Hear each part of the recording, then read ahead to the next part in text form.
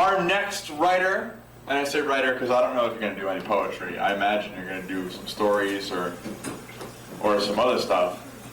But yes you. Perchance it is a poem, but he is a writer of all various degrees of literature. And with that, Yeah, there's a form of literature for you. I would please welcome to the stage John Chism. Thank you. Woo! Yes, you go boy. Okay. And also, I have a present for you. Oh, I have a present. Yeah, I do. The only thing is, I thought that would show 8mm as well as Super 8, and it's my mistake. Oh. But you can have these anyway in case you can ever. Okay. Now, first of all, you know that Brian and I go way back. Before it went cross-dressing. I mean, before cross-dressing was even fashionable. We were doing it. We were doing it. That's right. And so, to commemorate this long relationship, oh my God, when I was 10, he wasn't even born yet. That's how far back we go. I want to give him Abbott and Costello Frankenstein, Castle film, 8mm. Oh, no way. And who wants a party without a conflagration, especially a giant spider going up in flames? Tarantula. Yes! Oh, this is too much. Tarantula destroys everything in its path. Oh, baby. Even like women in pink dresses. That's right. Oh man. Too great. Well, you get 10 minutes. Oh, you got no, two presents. You got more of those, or? I have a bunch of them. I actually got to see my brother has a projector. I see. Yeah. Too cool. Thank you, John. It's my pleasure. Awesome. All right, you have the mic, I don't need sir. the mic. Okay. Just, you can hear me? Yeah, I'm going to queue up a reel too while I'm Okay. So I hope you get a chance to look at those someday. I will. I'm going to find a player now. I have to. I'm going to continue with my novel that I've been reading from, The Stars Reach Out, The Sun Pulls In. I have to remind people, I think, that Aaron Bronsky is the guy who's kind of like the older founder of this coalition that I've been reading about. And also, he's kind of like a veteran of the activist movement.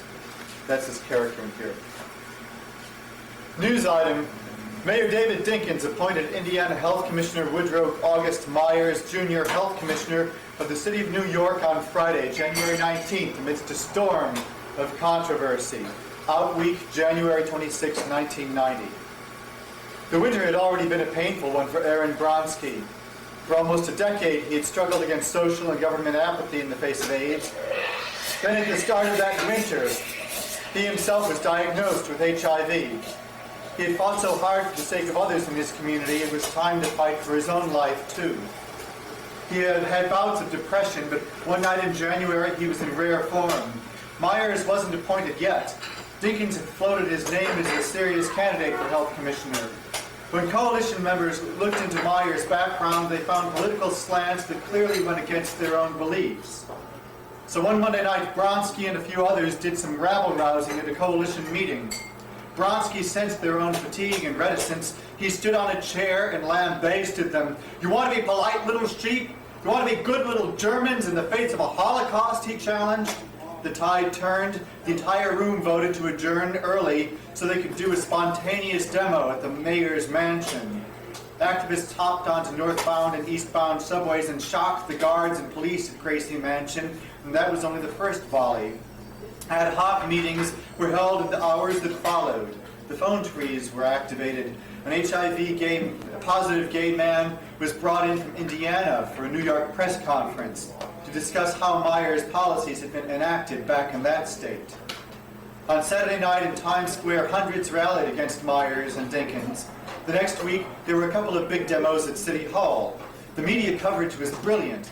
The gay community seemed to be behind the activists. Restaurants and cafes even let the activists pass out their emergency announcements on the Myers thing right there inside their places of business. But despite the controversy, Dinkins stuck by Woody Myers. And Woody Myers was black, so perhaps some of his supporters in the black community felt the coalition was being racist. Aaron was disgusted with the results. The defeat seemed ominous, as if the coalition were losing ground. Out of that struggle, one image in particular stayed with him. It was an incident that had occurred at the end of the Times Square event. As the crowd was breaking up, he saw several dozen heavy-set men in parkas, jackets, and sneakers step out of the activist ranks and gather across the street around some police barricades. Who the fuck are they? Aaron heard a younger demonstrator ask. Cops, said a more experienced activist. Undercover. There are so many of them, said the younger one. Yes, thought Aaron wearily. There are so many of them.